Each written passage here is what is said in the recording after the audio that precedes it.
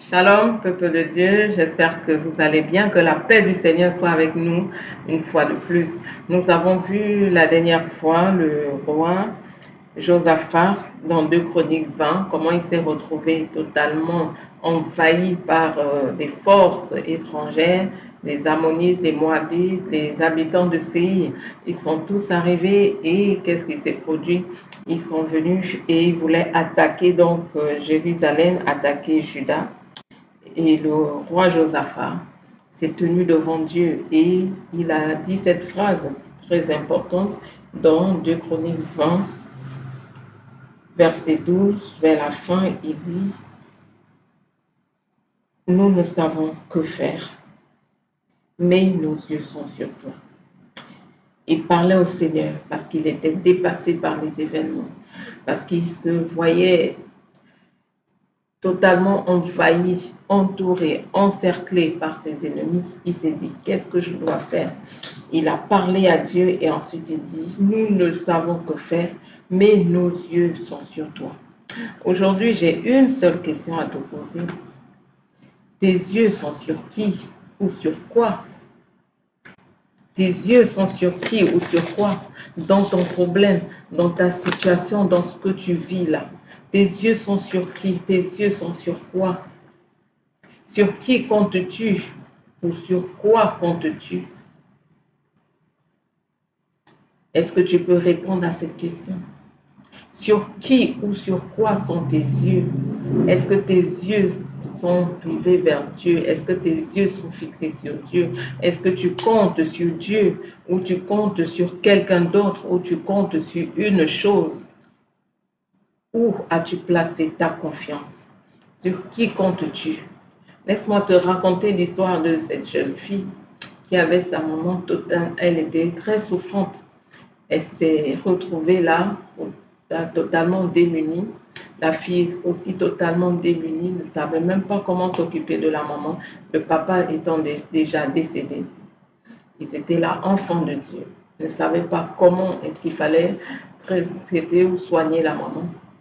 Finalement, elles ont pu aller à l'hôpital, mais le médecin demandait une grosse somme d'argent, 1 500 000 pour les soins de la mère, un problème de rein, une défaillance rénale. Donc, qu'est-ce qu'il fallait faire? 1 500 000. La jeune fille qui sort maintenant, qui s'en va partout chercher cet argent, elle va d'abord frapper à la porte de son pasteur en vain. Ensuite, elle va chez un oncle, un de ses oncles, frère de son père. Elle lui demande l'argent et voilà l'oncle qui dit, écoute, en gros, c'était se moquer de sa foi et dire oui, quand votre papa est décédé, je voulu épouser votre mère, vous vous y êtes opposé, vous avez dit que vous voulez camper sur vos valeurs chrétiennes, vous parlez de la Bible, que la Bible ne demande pas cela. Pourtant, j'aurais pu bien prendre soin de votre mère et même de toi. Vous voilà aujourd'hui dans des problèmes. Qu'est-ce que l'oncle n'a pas dit? Pour dire finalement, je n'ai pas cet argent à te donner, je ne te donne pas ça. Et la fille qui s'en va en pleurs, où est-ce que je vais trouver cet argent pour soigner ma mère? Le médecin a dit, va vite, c'est urgent, son cas est urgent. Là, il faut déjà une transplantation, il faut une opération, il faut 2 500 000. Et pendant qu'elle était en pleurs dans la rue, voilà qu'une voiture passe, une belle voiture qui s'arrête. Et un monsieur, un responsable, un papa qui s'arrête et qui dit, ma fille, pourquoi tu pleures en pleine route? Qu'est-ce qui ne va pas? La fille qui dit, ma mère est très souffrante, ma mère mourante à l'hôpital et je ne sais pas avec qui aller, je n'ai personne qui puisse m'aider pour que je puisse avoir cet argent-là pour ses soins. Le papa dit, viens ma fille, c'est pas un problème, viens, je vais t'amener à la maison et puis on va mieux discuter, tu vas, calme-toi, calme-toi, on va trouver une solution. Elle aussi, toute confiante, monte dans la voiture et suit le monsieur. Une fois à la maison, le monsieur dit, bon, écoute, tu m'as raconté ton histoire, oui. Bon, maintenant, ce qu'on va faire, je suis prêt à te donner 5 millions. La fille était, oui, toute joyeuse. Ah oui, tu es prêt à me donner 5 millions, tu es prêt à m'aider. Bon, mais la condition, c'est que tu viennes avec moi dans la chambre et après, je te donne les 5 millions. Comme ça, tu payes des soins de ta mère, 1,5 million et tu en as encore pour toi-même, pour vivre toi-même et pour poursuivre ta vie. La fille qui réfléchit, qui dit non, moi je suis une chrétienne, je ne peux pas faire une chose pareille, c'est interdit. Il lui dit, mais qui t'a dit que c'est interdit? Tu ne connais pas le verset de la Bible qui dit que quand vous avez péché, ensuite il faut demander juste pardon à Jésus, il est notre avocat.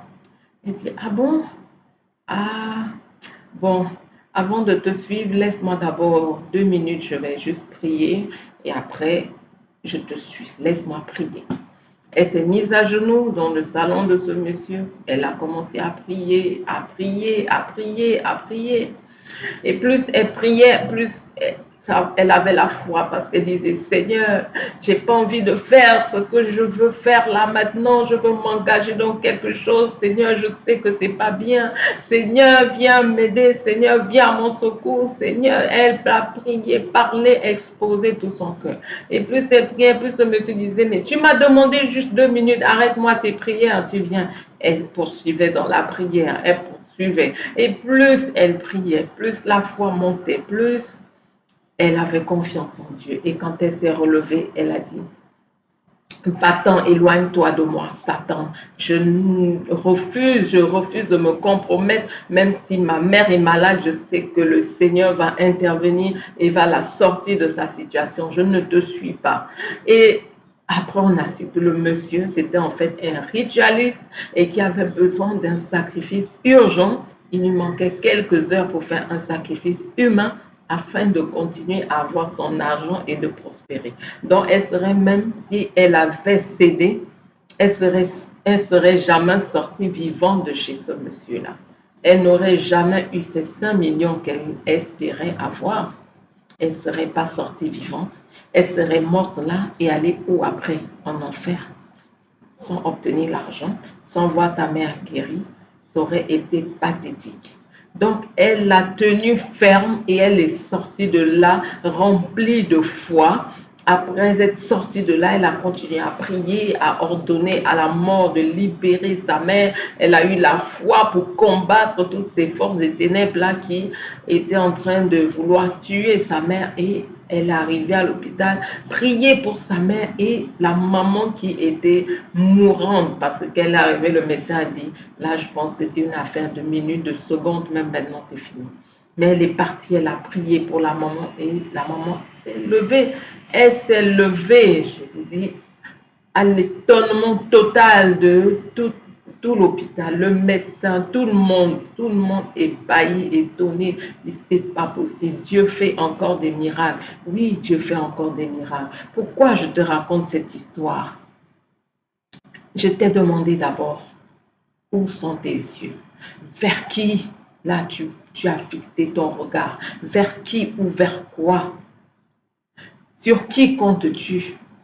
Pour te dire, quelle que soit ta douleur, quelle que soit ta souffrance, quelle que soit ta peine, quelle que soit la durée de ton problème, quelle que soit ta frustration, retiens une chose aujourd'hui. Refuse tout compromis. Refuse de pécher parce que tu veux une solution. Refuse de pécher, de t'éloigner du Seigneur parce que tu veux que ce problème-là soit réglé hors des voies du Seigneur. N'accepte jamais de te compromettre parce que tu veux une solution rapide. Oui, je vais quand même pécher et après je vais me repentir. Non. Oh, je vais quand même aller coucher avec ce monsieur puis je vais me repentir. Non. Oh non, je vais quand même faire ceci et puis après je vais demander pardon. Non. Beaucoup n'ont pas eu la possibilité de demander pardon. Beaucoup ne l'ont pas eu parce que là, tu es en train de pécher consciemment. Tu vas pécher consciemment. Ne va jamais te compromettre, ne va jamais pécher parce que tu veux la solution, parce que tu veux sortir de ton problème, parce que tu veux sortir absolument de ta situation. Tu te dis, oh, ça a déjà duré 2 ans, 3 ans, 4 ans, 10 ans, 20 ans. Oh, vraiment, Dieu, il traîne trop et je veux donc une solution. N'accepte jamais, quel que soit le temps que ça prendra, Reste ferme dans les voies du Seigneur. Quel que soit le temps que ça prendra, dis toujours, je m'attends à Dieu. Je m'attends à Dieu. Je sais que Dieu n'est jamais en retard. Quand ça ne va pas, quand tu sens que là, tu es en train de flancher, mets-toi à genoux comme cette jeune fille et prie. Dis, Seigneur, la tentation est forte là devant moi. Seigneur, là, j'ai même envie d'aller voir le marabout. Seigneur, j'ai les pensées même d'aller coucher avec cet homme, mais je ne veux pas faire ça. Seigneur, fortifie-moi. Seigneur, donne-moi la force de résister. Seigneur, donne-moi la force. Je veux tenir ferme dans tes voies. Tu prends la parole de Dieu, tu la lis. Tu pries jusqu'à ce que ces pensées-là partent de toi. Tu pries jusqu'à ce que l'envie parte de toi. Dès qu'il s'agit de péché, apprends à dire non. Quelle que soit ta douleur, quelle que soit ta peine, quelle que soit l'épreuve, quelle que soit la frustration, quelle que soit la déception, quel que soit le temps que tu as attendu, ne sors pas des voies du Seigneur. Ne sors jamais des voies du Seigneur parce que tu veux sortir de ton problème. Parce que tu veux sortir de ton problème, mon frère, ma soeur, tiens ferme. Jésus est fidèle. Tiens ferme. Ça prendra le temps que ça prendra. Jésus n'est jamais en retard. Ce n'est pas un être humain qui va venir te demander pardon, te dire non, le temps m'a échappé, te demander pardon parce que bon, oh, j'ai pas vu que les heures passaient. Jésus n'est pas un homme pour mentir, ni un fils de l'homme pour se repentir. La promesse qu'il t'a faite s'accomplira contre vents et marées. Toi, tiens ferme. Toi, attends la promesse, attends la réalisation. Elle se produira, elle arrivera. Qu'est-ce que tu attends? Et qui est dans la volonté de Dieu. Qu'est-ce que tu attends que Dieu t'a promis? C'est le mariage, c'est l'enfantement, c'est le travail, c'est la promotion. Qu'est-ce que tu attends? C'est un ministère prospère. Continue d'attendre, continue de prier, continue de compter sur Dieu. Refuse tout compromis, refuse de sortir des voies du Seigneur, refuse de t'égarer, refuse d'aller chercher la solution, comme on dit en Égypte, refuse d'aller chercher la solution ailleurs. Campe sur les voies du Seigneur et dis, Seigneur, je m'attends à toi. Je m'attends à toi. Que tes yeux ne quittent jamais Jésus. Que tes yeux ne quittent jamais Jésus. Toute solution que le monde va te proposer, ça va être une solution éphémère qui ne va te créer que des ennuis. Toute solution que le monde va te proposer, que les païens vont te proposer, toute solution que les gens vont te proposer hors des voies du Seigneur, soit tu n'auras même pas le temps de vivre ce qu'ils t'ont promis parce que tu seras décédé de manière brusque ou bien avant ton temps, soit tu vas obtenir quelque chose qui va t'apporter la douleur toute ta vie. Tu vas obtenir quelque chose qui va t'apporter la peine toute ta vie. Et tu vas être dans les regrets, des regrets à non plus finir parce que tu vas toujours te dire, pourquoi je suis sortie des voies du Seigneur pour obtenir ceci, pour le mariage, pour obtenir l'enfant, pour obtenir le travail, pour obtenir cette solution-ci. Pourquoi je suis sortie des voies du Seigneur? Reste là. Il n'y a que la bénédiction de l'Éternel qui enrichit et elle n'est suivie d'aucun chagrin. La bénédiction du monde ne peut pas t'enrichir. La bénédiction du diable, entre guillemets, ça ne peut pas t'enrichir. La bénédiction, soi-disant, que tu obtiens hors des voies du Seigneur ne pourra jamais t'enrichir. Ne l'oublie jamais. Il n'y a que la bénédiction de l'Éternel qui enrichit et elle n'est suivie d'aucun chagrin. Ouvre avec moi ta Bible dans le livre de Ruth. C'est un livre exemplaire. Tu vas voir les conseils que Naomi avait donnés à sa belle-fille Ruth. Quand il était question que la vie de Ruth, sa destinée change. Qu'est-ce que Naomi a dit à Ruth? Quand tu vas au chapitre 2, si tu lis le verset 22, il est dit quoi? Noémie, pas Naomi, excusez-moi. Noémie a dit à Ruth, sa belle-fille, il est bon, ma fille, que tu sortes avec des servantes, parlant des servantes de Ruth, parce qu'elle lui avait donné le conseil d'aller glaner dans le champ de Ruth, qui était un parent. Elle dit, Noémie a dit à Ruth, sa belle-fille, il est bon, ma fille, que tu sortes avec des servantes dans de gouttes, et qu'on ne te rencontre pas dans un autre champ. Chapitre 3, verset 1. Noémie, sa belle-mère, lui dit, « Ma fille, je voudrais te procurer du repos pour que tu sois heureuse. » Et on voit que Ruth a écouté le conseil de sa belle-mère Noémie. Elle s'est attachée aux servants de gouttes pour glaner jusqu'à l'achèvement de la moisson des orges et de la moisson des blés. Elle demeurait avec sa belle-mère. Noémie a dit à Ruth, « Qu'on ne te rencontre pas dans un autre champ. » Aujourd'hui, je voudrais te dire, bien-aimé, qu'on ne te rencontre pas dans un autre champ. Qu'on ne te rencontre pas ailleurs que dans les voies du Seigneur. Noémie dit, je veux te procurer quoi? Du repos pour que tu sois heureuse. Je veux te procurer du repos et pour que tu sois heureuse. Dieu veut te procurer du repos dans ta vie maritale. Dieu veut te procurer du repos avec tes enfants. Dieu veut te procurer du repos avec ton travail. Dieu veut te procurer du repos dans tes études. Dieu veut te procurer du repos dans tes relations. Dieu veut te procurer du repos dans tous les aspects de ta vie. Dieu veut que tu sois heureux, que tu sois heureuse. Mais ce qu'il te dit aujourd'hui, qu'on ne te rencontre pas dans un autre champ, qu'on ne te voit pas en train d'aller chercher des solutions ailleurs que dans les voies du Seigneur. Qu'on ne te trouve pas en train d'aller chercher des solutions hors des voies de Dieu. Qu'on ne te surprenne pas en train de chercher des solutions dans le péché, dans le compromis, dans la compromission, dans tout ce qui t'éloigne du Seigneur, qu'on ne te trouve pas dans un autre champ. Retiens cela aujourd'hui, bien-aimé. Et tu verras la gloire de Dieu dans ta vie. Parce que tu auras attendu le temps de Dieu. Parce que tu auras attendu le timing de Dieu. Parce que tu auras attendu le moment de Dieu. Son temps favorable pour ta vie. Son temps favorable pour intervenir dans ta vie, dans tes relations, dans ton travail, dans tes études, dans ton ministère, dans tout ce qui te concerne. Parce que tu auras attendu le temps de Dieu. Qu'on ne te trouve pas en train de glaner dans un autre champ. Glaner dans un autre champ, c'est quoi? Aller dans toutes sortes de compromis.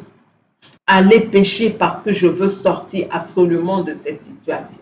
Parce que cette situation a trop duré, parce que j'ai trop mal, parce que je suis dans la douleur, parce que je suis dans la peine, parce que cette maladie-là a trop duré, parce que non, je souffre trop, parce que non, je suis trop frustrée, parce que non, l'âge avance, parce que non, vraiment, là où je suis, je n'en peux plus. Qu'on ne te trouve pas dans un autre champ, quelle que soit la raison.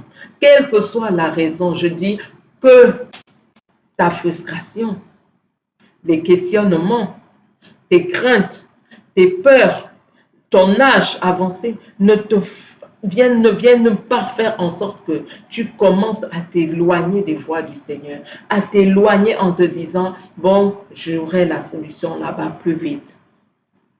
J'aurai plus vite la solution. Ceux qui l'ont essayé, l'ont tenté, pleurent jour et nuit s'ils sont encore vivants. Pleure jour et nuit s'ils sont encore en vie. Ne cherche pas ce genre de solutions-là qui vont t'apporter la peine au quotidien. Ce genre de solutions qui vont te faire rougir. Ou quand les gens viennent chez toi, te demandent, mais tu as un très beau salon, ma chérie. Oh, ta maison, elle est belle. Tu as honte parce que toi-même, tu sais comment tu as eu ce salon. Tu as honte parce que toi-même, tu sais comment tu as eu cette maison. Tu as honte quand tu te retrouves avec les enfants de Dieu, parce que toi-même, tu sais comment tu as obtenu telle ou telle chose dans ta vie, tu as honte. Non. C'est la bénédiction de l'Éternel qui enrichit. Et elle n'est suivie d'aucun chagrin. J'ai eu toutes sortes de pressions de la terre lorsque j'attendais mon premier garçon, 7 ans de stérilité. Toutes sortes de pressions. Qu'est-ce que le diable ne m'a pas mis en tête? les pensées d'aller même voler un enfant dans un hôpital. Pas seulement voler parce qu'on se moque trop de toi dans l'église, parce qu'on se moque trop de toi dans la famille, parce que non, dans le voisinage, on se moque trop de toi. Les pensées, on se disait, non, tu es au Sénégal, il y a des marabouts puissants ici. Pourquoi tu ne vas pas seulement consulter un, il va faire en sorte que tu accouches, que tu enfantes. Qu'est-ce que tu es là à attendre Jésus, attendre Jésus, attendre Jésus? Va, tu auras un enfant plus vite. Tu es là, tu attends quoi? Tous les jours, les pensées de harcèlement du diable. Mais qu'est-ce qui m'a fait tenir? Il faut rester dans la prière. Rester dans la présence de Dieu, ça va faire en sorte que tu repousses la tentation, que tu repousses ces pensées-là hors scène qui te viennent, que tu repousses ces pensées de péché, d'immoralité, d'adultère, que tu repousses ces pensées-là. Il vient te dire d'aller dans le compromis, va seulement avec le patron, comme ça tu auras la promotion qu'il te demande. Oh, va seulement avec tel monsieur, tu auras ton compte toujours garni tous les jours. Ce compte est garni, mais c'est pour aller où après l'enfer? Toi-même tu rougis, toi-même tu as honte. Si tu n'as pas honte, c'est que le Saint-Esprit ne joue pas complètement son rôle dans ta vie parce que tu l'as étouffé. Parce que tu l'as étouffé. Quand tu as le Saint-Esprit, il faut donc faire en sorte que le Saint-Esprit puisse agir pleinement dans ta vie. Que tu puisses toujours entendre sa voix te dire, ma fille, mon fils, ça ce n'est pas bon. Ma fille, mon fils, ça ce n'est pas pour un enfant de Dieu. Ma fille, mon fils, ça là, ce n'est pas une solution digne d'un enfant de Dieu. Ma fille, mon fils, non. Reste là dans les voies du Seigneur. Ne t'égare pas, ne t'éloigne pas. La solution ne vient pas de là. La solution vient de Jésus. Attends ce qui vient de Jésus. Quel est ton problème actuellement? Je veux te faire savoir. Ne cède pas parce que tu es dans la douleur, au péché. Ne cède pas au péché parce que tu es dans la souffrance. Ne cède pas au péché parce que tu te dis, les pensées sont trop fortes là. Jour et nuit, c'est des pensées d'aller consulter des marabouts. C'est des pensées d'aller voir des satanistes. C'est des pensées d'aller voir ceux qui sont peut-être dans des loges secrètes pour avoir beaucoup d'argent. C'est des pensées peut-être de faire des sacrifices pour pouvoir vite prospérer. Non. La bénédiction véritable vient de l'Éternel et elle n'est suivie d'aucun chagrin. Ce monde-ci appartient à qui? À Dieu. Le monde n'appartient pas au diable. Que le diable ne vienne pas te tromper, te mentir, te faire croire que la terre lui appartient, les richesses lui appartiennent. Non, les richesses appartiennent à Dieu. Lis bien ta Bible. Tout ce qu'il y a dans les cieux, sur la terre, sous la terre, dans les eaux, dans la mer, tout ce qu'il y a là, ça appartient à notre Dieu. Et il nous donne ça quand il veut, comme il veut, en fonction de ce qu'il a prévu pour nous. Attends le temps de Dieu. Attends le temps de Dieu. Attends le temps de Dieu. Ne sois pas pressé. Il y a un temps favorable, un temps où Dieu va te visiter parce que tu es là dans sa présence, parce que tu t'attends à lui, parce que tu as les yeux rivés sur Jésus, parce que tu as les yeux fixés sur Jésus, parce que tu as les yeux fixés sur lui. Tu te dis, je m'attends à lui, je compte sur lui, je sais que mon Rédempteur est vivant. Lui, il se lèvera le dernier sur la terre. Ce n'est pas le diable qui se lèvera le dernier. Donc, ne va pas chercher la solution chez lui. C'est Jésus qui se lèvera le dernier. C'est Jésus qui est l'alpha et l'oméga, le commencement et la fin. Ce n'est pas le diable. Laisse donc Jésus régner dans ta vie. Laisse Jésus se glorifier dans ta vie afin que chaque bénédiction que tu vas obtenir, que tu en sois fier, que tu dis oui, j'ai marché dans la sanctification. Je marche d'une manière qui plaît à Dieu. Comme Abraham qui était l'ami de Dieu. Et parce qu'il était l'ami de Dieu, Abraham ne pouvait même pas compter les biens qu'il avait. Il était incapable de vivre avec son neveu à côté de lui, tellement il y avait de biens. Tellement il y avait de biens. Isaac était comblé de biens. Salomon comblé de biens. Tous ceux qui ont marché avec le Seigneur étaient comblés de biens. Dieu donne en fonction de ce qu'il a prévu pour nous. Ce n'est pas forcément ce que nous recherchons, mais il nous donne en fonction de ce qu'il a prévu pour nous. Alors ne va pas en Égypte chercher la solution. Ne va pas dans le monde chercher la solution. Ne va pas dans le péché chercher la solution. Ne va pas te compromettre parce que tu veux une solution rapide, parce que tu en as marre, parce que tu es fatigué d'attendre, parce que les autres avancent soi-disant et toi tu fais du surplace. Tu fais du surplace parce que ton Dieu veut que tu fasses du surplace. Il est en train de travailler pour que tu aies des fondations solides. Laisse-le te faire ses fondations. Laisse-le faire des fondations. Les meilleurs bâtiments, les meilleurs immeubles, ceux qui montent très haut, sont ceux-là qui ont de meilleures fondations et des fondations profondes. Laisse que Dieu fasse ses fondations profondes. Ensuite, il t'élèvera haut, haut, haut, afin que là où tu es, là-haut, tu puisses toi-même, de toi-même, dire, je suis ici, c'est grâce à Dieu. Et tu sauras à ce moment comment gérer parce que tu sauras que c'est Dieu qui te l'a donné. Sois richement béni et encouragé. Tiens ferme. Il y a un temps pour tout. Il y a un temps pour le commencement de ton problème. Il y a un temps pour la fin de ton problème. Donc tiens ferme. La fin est proche. Compte sur le Seigneur. Continue à t'attendre à lui. Continue à être dans sa présence, dans la prière, dans la louange, comme on l'a vu pour le roi Josaphat. Continue à être dans cette atmosphère de louange. Loue le Seigneur. Élève-le dans le groupe de prière, notamment. Nous sommes en train, depuis le début de cette semaine, à élever le Seigneur. Ce ne sont même pas forcément des sujets de prière, mais c'est des sujets qui nous poussent à élever le Seigneur. Oui, comme des louanges au Seigneur. Intègre le groupe. Le groupe WhatsApp. On met le lien toujours dans les commentaires ou en description. Intègre, tu auras un sujet de prière tous les matins afin de pouvoir également être dans cette atmosphère de prière. Si tu n'as pas encore donné ta vie à Jésus, fais-le. Jésus n'attend que toi, que tu viennes, que tu dises, oui, là vraiment, je veux arrêter cette façon de vivre là. Je veux maintenant vivre d'une manière qui te plaise. Je veux être un enfant de Dieu. Viens, reçois Jésus dans ton cœur comme le sauveur de ton âme. Dis-lui que tu veux qu'il te sauve, qu'il soit le Seigneur de ta vie, qu'il prenne le contrôle total afin qu'il puisse te sortir de tous tes problèmes-là parce que tu seras son enfant. Il va t'aider et te permettre d'accomplir ta destinée, ce qu'il avait prévu pour toi sur cette terre. Tu vas pouvoir l'accomplir sans toutes ces batailles-là. S'il y a des batailles, ce sera des batailles qui viennent que Dieu permet dans ta vie pour te fortifier, que Dieu permet pour t'enseigner, que Dieu permet pour t'éduquer. Ce sera ce que lui seul permet. Alléluia. Nous allons prier dimanche, comme tous les dimanches. J'espère que ce dimanche, la vidéo sera mise très tôt en ligne. On a eu des sérieux problèmes dimanche dernier, que ce soit déjà pour l'enregistrement, ensuite pour la mise en ligne. Ce n'est que lundi qu'on a pu la mettre en ligne avec toutes sortes de problèmes de connexion d'Internet. Mais j'espère que ce sera fait. N'hésitez pas à prier, à repartir même dans les anciennes vidéos de prière, prier pour être dans cette atmosphère de prière-là. Que Dieu nous bénisse richement. Continuez à prier pour moi. Merci beaucoup pour vos prières. Je sens l'impact jour après jour.